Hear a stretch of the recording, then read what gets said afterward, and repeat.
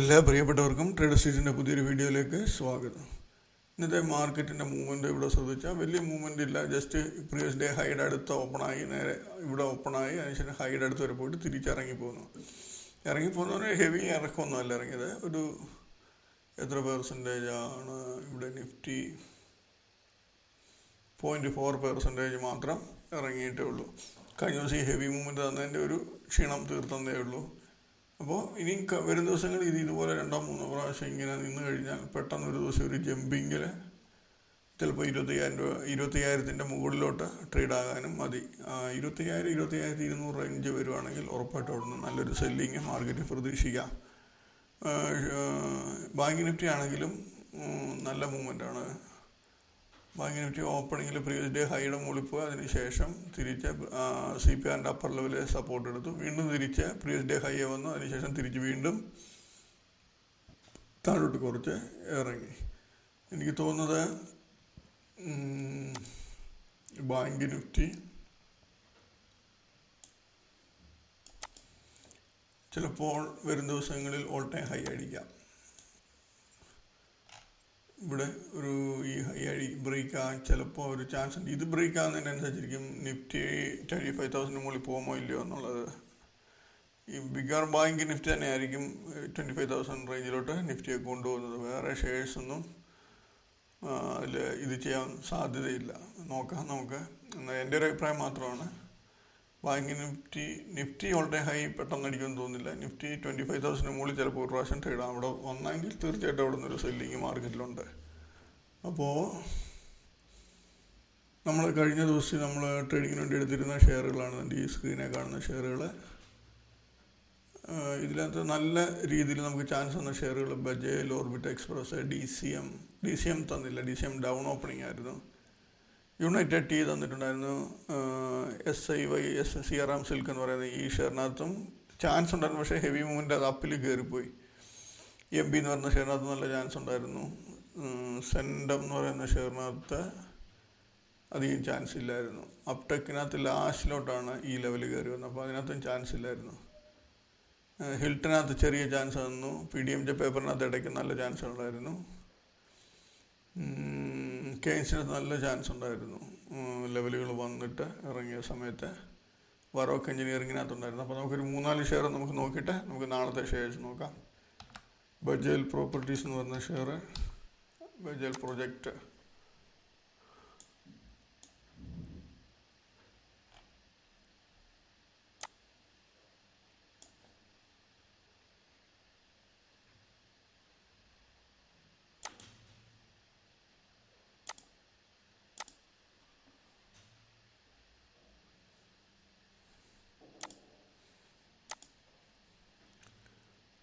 ബജാൽ project day chart നോക്കിയിട്ടുണ്ട്. ഇതിനകത്ത് day chart നോക്കുമ്പോൾ ഇവിടെ കാണാൻ പറ്റും. ഫസ്റ്റ് ക്യാൻഡിൽ തന്നെ അത് പോയി R1 അടിച്ചു. പ്രീവിയസ് ഡേ ഹൈയുടെ മുകളിൽ ഓപ്പണായി R1 അടിച്ചു ഇറങ്ങി. നമുക്ക് ഈ റേഞ്ചിൽ എൻട്രി കിട്ടിയിരുന്നെങ്കിൽ 307 കിട്ടിയിരുന്നെങ്കിൽ 3-4 ക്യാൻഡിൽ തന്നെ അത് 288 വരുന്നുണ്ട്. 19 രൂപ പ്രോഫിറ്റ് അത് കാണിക്കുന്നുണ്ട്. അതിനുശേഷം തിരിച്ച് ഇവിടെ വന്നതിന് ശേഷം തിരിച്ച് വീണ്ടും കയറി ഇത് 94-95 വന്നിട്ട് വീണ്ടും ഇറങ്ങുന്നുണ്ട്. ലാസ്റ്റ് ടൈമിൽ വീണ്ടും പ്രീവിയസ് ഡേ ഹൈയുടെ മുകളിൽ വന്നു. അതിനുശേഷം വീണ്ടും നല്ല രീതിയിൽ ഇറങ്ങി. ഓക്കെ, വലിയ കുഴപ്പമില്ലാത്ത രീതിയിൽ നല്ല രീതിയിൽ, വലിയ കുഴപ്പമൊന്നുമില്ല, നല്ല പ്രോഫിറ്റാണ്. 18-20 രൂപ കിട്ടുക എന്ന് പറയുമ്പോൾ അതും 200-300 രൂപ റേഞ്ചിലുള്ള 5% നമുക്ക് പ്രോഫിറ്റ് കിട്ടുന്നുണ്ട്. അതിനുശേഷം നമുക്ക് ചാൻസ് തന്ന ഷെയർ MB എന്ന് പറയുന്ന ഷെയർ, അത് കണ്ടില്ല. ഓപ്പണിംഗ് ക്യാൻഡിൽ താഴെ ഓപ്പണായി നേരെ പോയി പ്രീവിയസ് ഡേ ഹൈ അടിച്ചു ഇറങ്ങി. R1 പോകുന്നില്ല. നമ്മളന്നേരം ഇവിടെ 57 റേഞ്ച് എൻട്രി എടുത്താൽ നമുക്ക് 50 രൂപ, ഏകദേശം എത്ര മണിയാണ്, 9:55 ടൈം ആകുമ്പോഴത്തേന് നമുക്ക് ഏകദേശം 7 രൂപയ്ക്ക് അടുത്ത് പ്രോഫിറ്റ് ആ ഷെയർ കൊടുക്കുന്നുണ്ട്. നല്ല പ്രോഫിറ്റ്. അതിനുശേഷം നമുക്ക് ചാൻസ് തന്നെ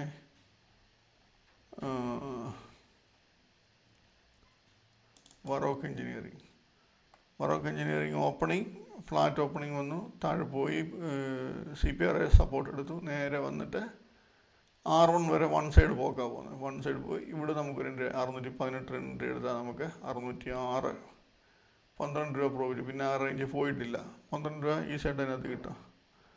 അതിനുശേഷം ഓർബിറ്റ് എക്സ്പ്രസ് എന്ന് പറയുന്ന ഷെയർ ഓപ്പണിങ്ങിൽ പ്രീവിയസ് ഡേ ഹൈയുടെ മുകളിൽ പോയി ഇറങ്ങി. നമ്മളിവിടെ എൻട്രി എടുത്താൽ 278 എൻട്രി എടുത്താൽ 260 18 രൂപ പ്രോഫിറ്റ് വൺ സൈഡ് തരുന്നുണ്ട്. അതിനുശേഷം വീണ്ടും കയറി പ്രീവിയസ് ഡേ ഹൈയെ വരുന്നുണ്ട്, തിരിച്ച് വീണ്ടും ഇറങ്ങുന്നുണ്ട്. 1 2 3 പ്രാവശ്യം ഇറങ്ങുന്നുണ്ട്. ഈ പ്രാവശ്യം കുറച്ച് പ്രോഫിറ്റേ ഉള്ളൂ, പക്ഷേ ഈ 2 പ്രാവശ്യം വീണ്ടും നല്ല പ്രോഫിറ്റ് നമുക്ക് അതിനകത്ത് കിട്ടുന്നുണ്ട്. അതിനുശേഷം ഹിൽട്ടൺ എന്ന് പറയുന്ന ഷെയറിനകത്തും വൺ സൈഡ് മൂവ്മെൻറ്റ് അപ്പിൽ പോയി. ഇവിടെ R1 നമുക്ക് ചാൻസ് 106 നമുക്ക് 102 3 രൂപ 4 രൂപയ്ക്ക് അടുത്ത് പ്രോഫിറ്റ് കിട്ടുന്നുണ്ട് അതിനകത്ത്.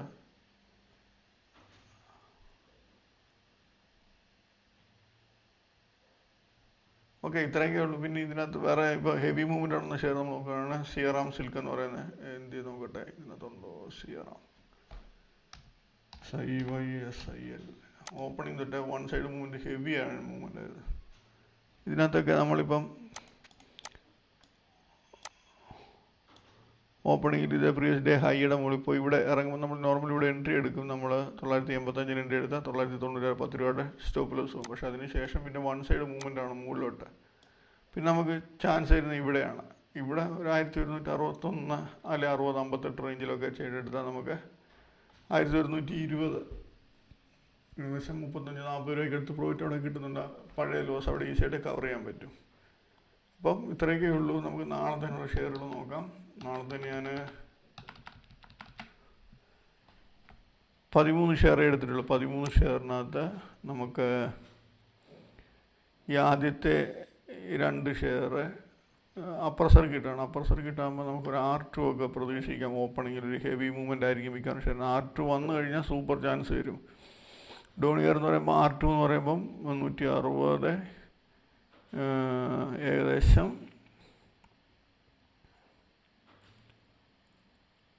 ഒരു 7-8% വരുന്നുണ്ട്. ഈ റേഞ്ച് വന്നാലും നല്ല ചാൻസ് ഇത് കിട്ടാൻ സാധ്യതയുണ്ട്. അതായത് R1 മുകളിൽ പോയിട്ട് ഇറങ്ങിയാലും നല്ല ചാൻസ് ഉണ്ട്. ആൽഫ ജി എന്ന് പറയുന്ന ഷെയർ അതും R1 റേഞ്ചിൽ പോയിട്ട് ഇറങ്ങുവാണെങ്കിൽ നമുക്ക് നല്ലൊരു ചാൻസ് പ്രതീക്ഷിക്കാം. സിയറാം സിൽക്ക് ഒന്നുകിൽ പ്രീവിയസ് ഡേ ഹൈ, അതല്ല എങ്കിൽ R1 റേഞ്ച്.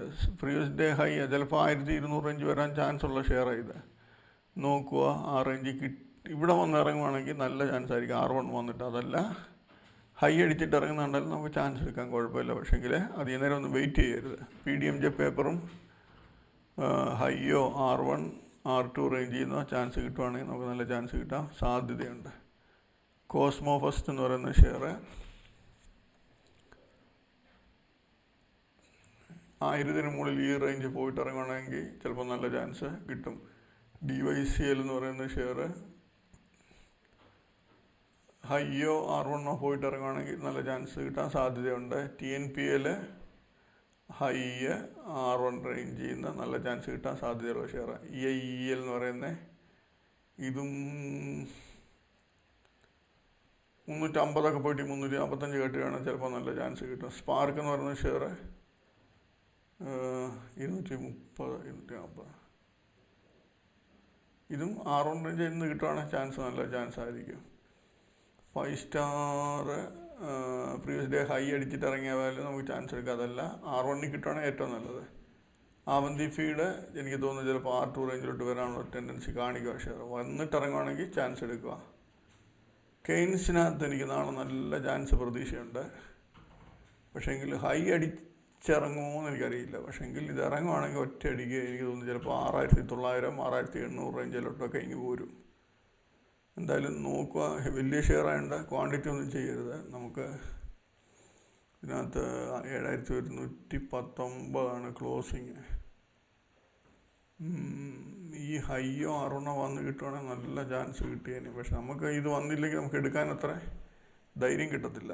വരുവാണെങ്കിൽ നല്ല രീതിയിൽ ട്രേഡ് എടുക്കുക. അതല്ലെങ്കിൽ അതിൻ്റെ അനുസരിച്ച് ക്വാണ്ടിറ്റി ട്രേഡ് എടുത്ത് മാറും. എന്തായാലും ഈ ആവറേജിന് താഴെ നിൽക്കാൻ തുടങ്ങിയാൽ ചിലപ്പം നിങ്ങൾ ശ്രദ്ധിച്ചോണം. ഈ ഹൈ ഒന്നും വരാതെ ഈ ആവറേജിന് താഴെ നിൽക്കുകയാണെങ്കിൽ ശ്രദ്ധിച്ചോണം ആ ഷെയർ. ഹഡ്കോ വന്നിട്ട് R2 എന്ന് കിട്ടുവാണെങ്കിൽ ഏറ്റവും നല്ലത്. R1 എന്ന് കിട്ടുവാണെങ്കിലും ചെറിയ ക്വാണ്ടിറ്റി ട്രേഡ് എടുത്ത് മാറുക.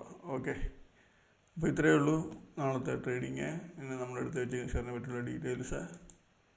അപ്പോൾ എല്ലാവർക്കും നല്ലൊരു പ്രോഫിറ്റബിൾ ഡേ ആയിരിക്കട്ടെ എന്ന് ആശംസിക്കുന്നു. ബൈ.